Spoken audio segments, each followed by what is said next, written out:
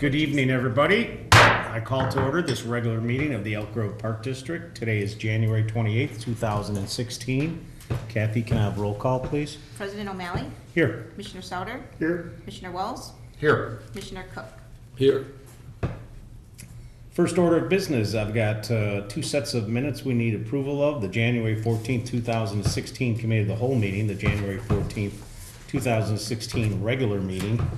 Any clarifications, any changes? Hearing none, I just need a voice vote. All those in favor of approving as presented, please say aye. Aye. Kathy, 4-0. Public communication. Any comments from the audience at this time? Hearing none, seeing none. Do any commissioners or staff have any correspondence to share? None. Let's continue on for recommendations of acceptance of approval. I need a motion and a second to approve the purchase of a Toyota forklift from Toyota Forklifts of Atlanta for the total price including trading of $23,351. So moved. Second. Any commissioners have any questions regarding this purchase? Kathy, roll call, please. Commissioner Sauter, Yes. Commissioner Wells, Yes. Commissioner Cook, Yes. President O'Malley. Yes. Next up, I need a motion and a second to approve payment application from Garland DBS Incorporated for the 2015 capital project. This was the Hattendorf Center roof replacement in the amount of $201,263.65. So moved. Second. Any questions or comments regarding this payment? Kathy, roll call, please. Commissioner Wells. Yes. Commissioner Cook, Yes. Commissioner Sauter, Yes. President O'Malley. Yes. Last is, I need approval of the purchase of a 2016 Ford Escape from Curry Motors of Frankfort, Illinois in the amount of $19,760. So moved. Second. Any questions or comments regarding this purchase? That's a pretty good price. We got floor mats and tires on it. Yes, it's through the state purchasing program. Under budget. Good thing. Okay, very good. Roll call, please. Commissioner Cook, Yes. Commissioner Sauter, Yes. Commissioner Wells, Yes. President O'Malley. Yes. Okay, tonight is the night we go through committee reports of the commissioners. I'm going to start with Commissioner Walls. Capital projects, please. So Ralph, myself, and Tom Busby had our first capital meeting of the year. Essentially, it was just to kind of refresh after last year's, what turned out to be quite a big year for capital improvements. What we went through is kind of what we're looking for bond issuance in the year 2016, which would be for 2017. It looks like it's going to stay steady at 1.8 would be the recommendation now, but we have a ways to go. We also talked about CAF. CAF seems to be our large project this year. It is going steady forward. There's still some different municipalities that we have to get through some of the red tape, which is fairly normal, I would think, when you're sharing what we're sharing, the land and all that. But this board is committed to move forward on this. We have not gone out for bid. We still have a little legwork to do, but expect that project to be on its way hopefully soon.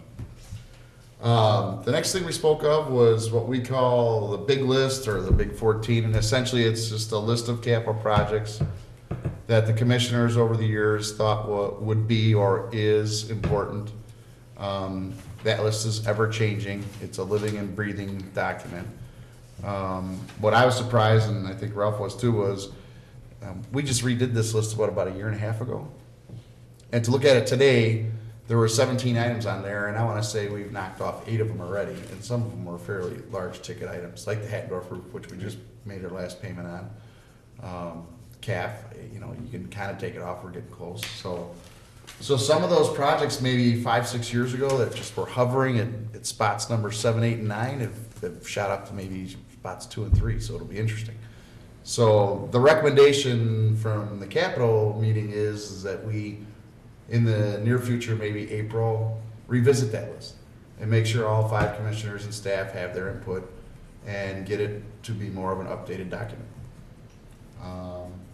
And see what new ideas are out there, and if some of the old ideas are still up in numbers 1 and 2, maybe we look to move forward in 2017. So And John, as you just touched on that theme, you started off by saying it's the commissioner's big list and that. It's certainly staff also. I mean, we do get together and create that list together. Some things get thrown off by the commissioners. Some get thrown off because we just don't have buy-in from the staff. I mean, they do have some influence. And obviously, we're both getting input from the residents to get something on that list. So I didn't want the public to think we smack of egomaniac, the five of us that are creating this big list that we're gonna just churn out, so.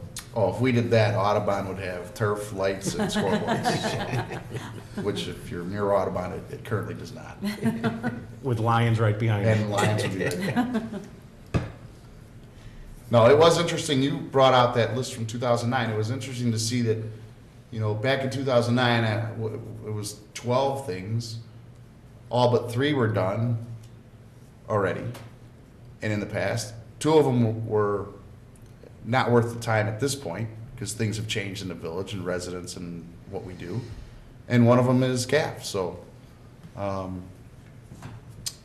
I don't like taking my time on anything, but I've learned here that it's usually pretty good to do so in the realm of capitals. He's talking about 2009, the big wish list that I found. Yeah, you found a and gave copy. to him, so it is interesting. Been a lot. It's worth noting, though, that we really don't take our time, we just keep going. It's like a big ball rolling. It's a very, it's not a very steep hill, Ralph. It does definitely roll. Anything else, John? Nope, I'm good. Any questions or comments regarding capitals? Thank you. Finance Committee, Commissioner Cook. Okay, finances, which keeps that ball rolling from year to year. It's looking in good shape here. Year end, our corporate fund, which was budgeted for $278,000 deficit, had a net surplus of $500,000 under budget. The greatest impact in savings was in salary and wages, and employee benefits and contractual services. All expense categories were below budget with the exception of utilities, due to the higher than anticipated electricity and water cost. The rec fund had a net income of $768,000 compared to a budgeted income of $53,000. The Rainbow Falls Funhouse project invoice, of course, wasn't paid this year, so if that gets in, it'll bring it down to about $547,000. But either way, excellent job in the rec fund. All the facilities had a very good year, performed better than budget and in prior years in comparison. Programs overall were $45,000 higher than budgeted, with arts, camps, before and after school, adult and senior programming, family and aquatic performing better than last year. All expense categories were below budget, so Tammy, outstanding job again this year. Keep up the good work, and it just goes to show when we put the money into the facilities, especially our revenue producing facilities, it's paid off in that partnership, with outside, that and then balance between residents and non-residents using our facilities, allowing us to have nicer facilities, and it's really paying off for our residents to be able to enjoy those nicer facilities, water parks, and Pirates Cove. So, excellent job all the way around with staffing, maintenance, and marketing. Keep those facilities operating in the plus. So, keep up the good work. And that is my report. Any questions or comments for Tom? Thank you. At the top of your report that we got regarding December financials, Executive Director Busby, it does say first draft. Approximately how long does it take for us to get accurate final? That won't be until March. Our auditors will be coming the third week in February. And once they complete their audit, we'll be able to compile the final. Okay. Thank you. Committee of the whole, that's myself. Since our last committee updates, we've actually had 2 meetings. The first was on January 14th, 2016. The board held a discussion on the IAPD membership dues. Commissioner Souter and myself will be there with the actual president of the IAPD on Saturday with some concerns that we had. We had a discussion on a salary grade change, and this was basically just an aquatic supervisor position that staff sold the commissioners on how we should have a grade change. We talked about confirmed a date that we're going to meet to go over Executive Director Tom Busby's contract and review. Underneath old business, we had another update from Director Miller on the athletic associations. Commissioner Bietke started a discussion on how RecClix was going. And our executive director, Tom Busby, reported still no progress on the Queen of the Rosary parking lot. And that was on the January 14th meeting. We met tonight for just a half hour. Old business, we had an update from Tammy on the Athletic Association. Her and her staff had the meetings with the 7 different athletic associations in January as we continue to work out an athletic association agreement that is fair to both sides. And then Executive Director Busby gave us an update on CAF, a little bit of what John was talking about on our summer/fall project that should be starting this year. Underneath new business, he did end up meeting with the father of the church. Yeah, I spoke to him over the phone. But still no progress. So we'll continue to update the public and then the Commissioner Bietke as that goes farther. And that was it on the 2 committee of the whole meetings since our last update. Athletic Committee, Commissioner Sauter. We stole part of my report, actually, he stole the whole topic of my report. The staff has met with all of the associations now in preparation for upgrading and renovating and modernizing our affiliation agreement. And just to explain what that means is we're blessed in this community to have a group of volunteers that provide great service to our community and the youth in our community in terms of providing great programming for them, athletic programming. Over the last few years, we've had a number of new requirements and hurdles to overcome, and this is an opportunity right now to get the lines of communication improved because there was kind of a disconnect, and B, to make sure that these programs are operating within the guidelines and the policies that the Park District has to operate under. Not just policies, but also some legal requirements. So that's what we've kind of undertaken here. And I think it's gone very well. There's a couple of places where there's still some disagreement, and we're going to hash that out, working with the associations to come up with the perfect agreement. Maybe not the perfect one, but at least the best one we're going to be able to get. And so at this point, since they've met with all the athletic associations, this is kind of round 2, I guess it would be, or 3. They're going to go back in and formulate their recommendations. Those recommendations are going to be provided to the board. We'll discuss them, and then we go back to the athletic association, say here's where we're at, and keep going until we get this thing done right. But the end game is to provide the best platform for our kids, and with the best controls and the best checks and balances, so that we can have this programming. The Park District is confident that we have control of access to our fields and facilities, and the kids have a place to do their thing, whether it be baseball, softball, inline hockey, soccer. I missed a couple, didn't I? Football. Basketball, football, yeah. We definitely want to keep this going and keep utilizing this great resource, which is these volunteers out there. And that's my report. Can I just jump in real quick? Absolutely, Jim. Even though I'm not second chair of the athletic committee, You are tonight. Today, I can. Perfect.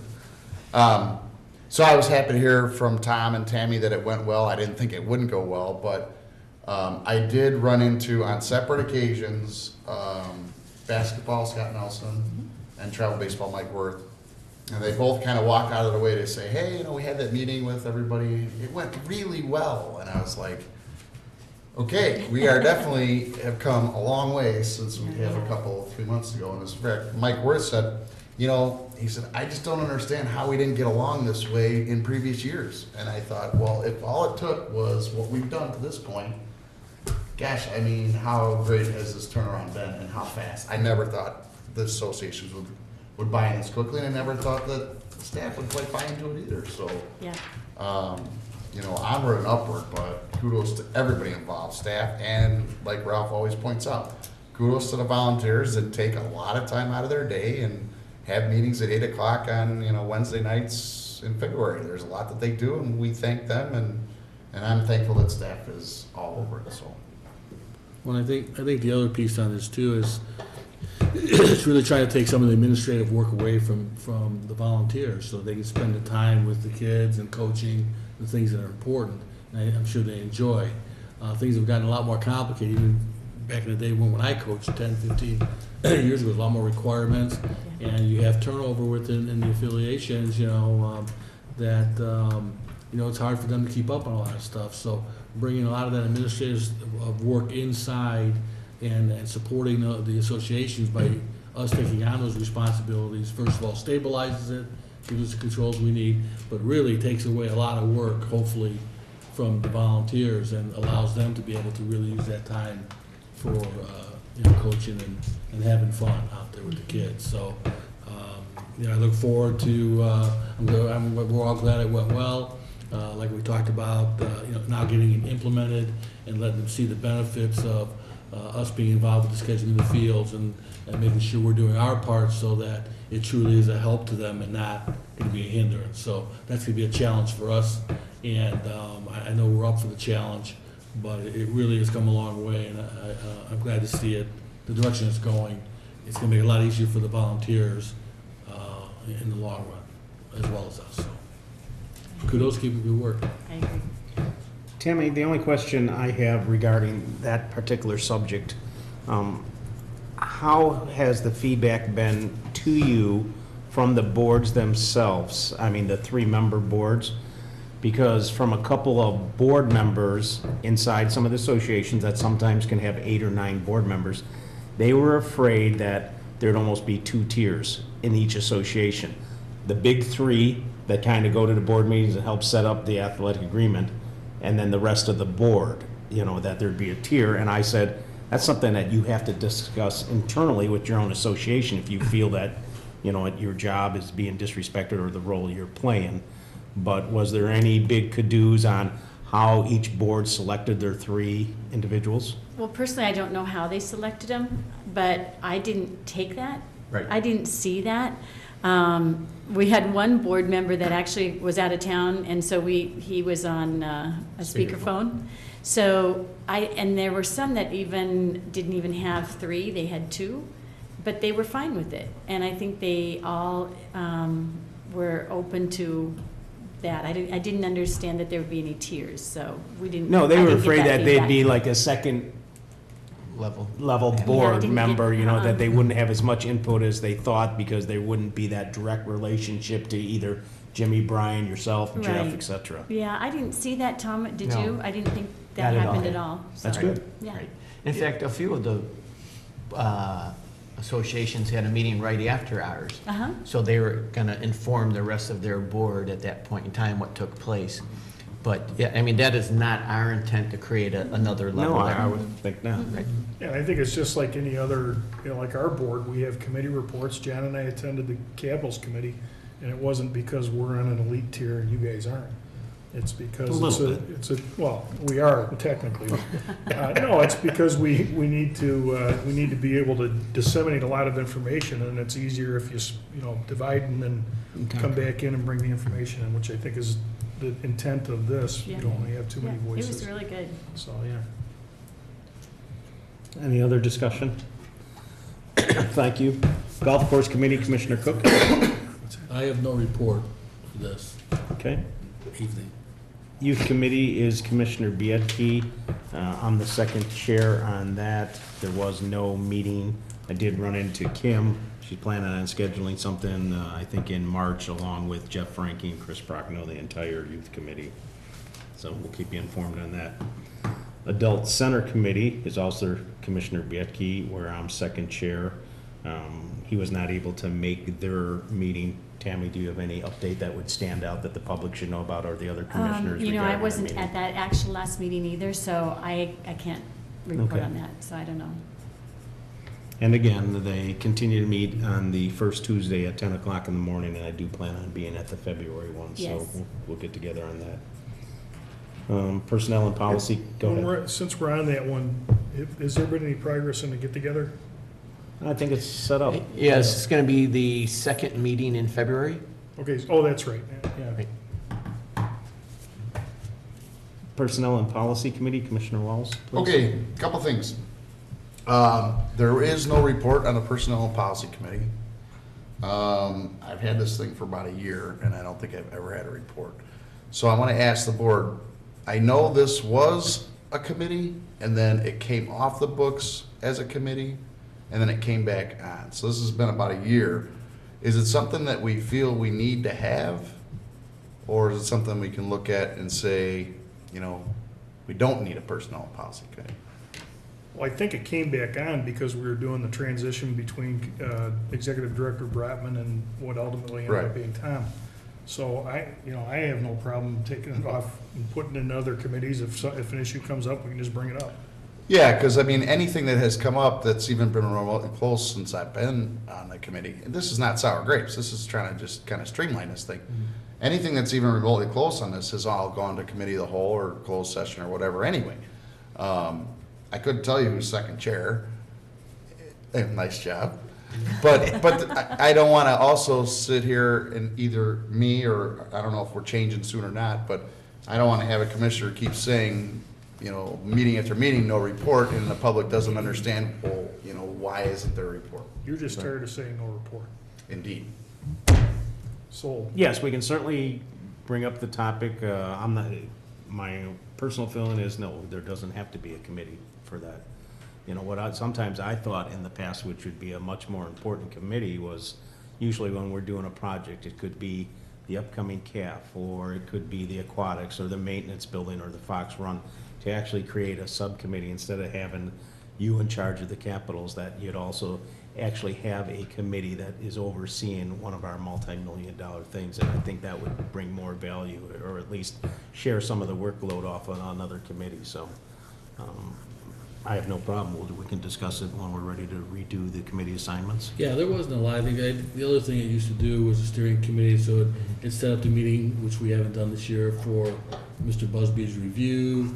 When we did update the policy manual, the committee got together for that. Also, when the salary grade situation, so things that could have been brought up under that committee ended up just going to the committee of the whole. Now, that's either because something was initiated, or maybe what was on here wasn't clearly defined as to what things should be done. So I would say maybe looking at either better defining what that committee is gonna be in charge of, or if it's not gonna be in charge, we're gonna do it to the committee of the whole, then yeah, remove it. But So I just- there were things that we did that were part of that committee that, for whatever reason, maybe we just didn't, it wasn't communicated that, okay, these are things we normally did for you to initiate a meeting and talk about it, and it just happened. Yeah, I look at all the other Salary, committees, yeah. I look at all the other committees, and they totally make sense to me, right? So, Yeah. you know, capital committee could make a recommendation to the board, and we discuss the finance name on it, but personnel and policy committee it typically is gonna run in a committee of the whole, or it's gonna go right into closed session. So I just don't see me making a And you're right, policy. it's been a lean year, or a What's the lean word couple What's years. the word I'm looking for? A suggestion coming out of personnel and policy when we're just gonna talk about it anyway. Right. And you're gonna wanna know every detail of that, so. And again, there are years that it does become really intensive. I do remember when Commissioner Foster had that. He was meeting with staff a couple hours a week. Again, when you're redoing a policy, not a policy, when you're looking at the safety manual or, We reviewed the ordinances at that time, and when we had some, I think it was 284, and we had some issues with that. We had to review those ordinances. Well, then maybe it's something we look at and say, you know, on a case-by-case basis, we could put a little task force together, whatever the, you know, municipal cliche word is at that point. We'll put a couple people on it and we'll go from there. Focus Yeah. group. we actually guided Commissioner Foster into that committee, because it was actually, the year we were doing the review, it was the most labor intensive, and he was the only retiree at the time, so he actually stepped forward and he was meeting, I'm sure he put a couple hundred hours into that particular year. His reports may have only been 3 or 4 minutes, but he put a lot of time into it. So having said that, I have no report. Okay. Other committees, foundation, anything, Tom? Either Tom? Park Center Foundation? There was, then we grabbed some paperwork, but I grabbed the wrong paperwork. We did, there's 3 new members that we're gonna be signing up, I think, in the next meeting or 2. Yes. Tom, do you remember the names on those? Maureen, I don't, Mac- Maccabee, and then Way to put him on the spot. Yeah, okay, Don. well, I'll have a report at the next Yeah, meeting. so yeah, we will have a couple new members that will appear or attend our March meeting. And then we went over the year-end financials, which the foundation is doing quite well, and we appreciate everyone's contributions. Went over the spin-a-thon. Bunker went very well, Right. speed-a-thon, bike-a-thon went well. Thanks to Jersey Mike's for their promo and donation through the Subway. So if some people went and bought a Subway during Saturday and Sunday, a particular date, we got a percent of the Right. profit on that, so. So, yes. Tom, Attorney Hoffman guided us at the beginning on the creation of the 501c and all the legwork and all the paperwork, and at the end of the first couple of years, he actually did the audit pro bono. Who actually is taking a look at your year-end paperwork and making sure that, the structure is still intact? Do you guys have an auditor? Are we looking at it in-house? Is there anything legal that we have to do at the end of a year with a 501c that maybe we should talk to Attorney Hoffman about, or have somebody reviewing it? So that was a question at the meeting as well. And it's my understanding that the current attorney, and it's not Tom Hoffman, helped put it together and also sends in all the tax forms. At the end of the year. Randy Schuman, or Robert Right. Schuman? Yeah, I don't remember his first name, but Yeah. the treasurer of the foundation was checking into that as far as this year's tax forms. Right. Matter of fact, I had asked that question at the Right. meeting, and the answer was yes, it is being done every year. I think it's at a very minimal cost. He only charges like $75 to file the paperwork, and they were gonna get copies of what he's done for us over the last several years to document that, so, yes. to answer your question. Okay, thank you. Any other committees? glad the answer was yes. Old business? Any commissioners or staff have any old business at this time? New business. This is notification of a tentative budget and appropriation ordinance on display at the Elk Grove Park District Administration Building, 499 Bysterfield Road, Elk Grove Village, Illinois. Tom, how long will this be Well, on legally, display? we have to put it on there for a minimum of 30 days. So this will be approved the first meeting in March. And this gives us the legal authority to spend money. Okay. Do I need a motion in a second? It's just actual No. notification? How does the state get to that at the budget and spend money? Just kidding. Okay, thank you. Payment of bills, I've got 2 dates, 2 sets of bills. I've got January 14th, 2016 in the amount of $146,030.38. I have January 21st, 2016 in the amount of $372,920.57. I need a motion and a second to approve these sets of bills. So moved? Second? Before I have roll call, do any commissioners have any questions regarding these 3 sets or 2 sets? I've got just a couple, Tom, or however it ends up going to staff. On January 21st, this was for Ben, so unfortunately, today is the start of our Illinois Association of Park District Conference, or also IPRA. So 2 of our directors are down there right now. This is the Funhouse Piping and Painting, $221,000 to Williams. Yes. That's a mistake. That was voided out. It was supposed to go to a different contractor. Okay, I spotted it, that's Yep. why I could not believe we would be giving them that Right. much money for that project, so, okay. When do we, as commissioners, see something that's voided out? Like, would there be another set of bills that actually say just the opposite, or we would never see this? The fact I don't know that- that answer. Okay. You know, if it'll show up at the next one or. Okay, well, that was one of my questions.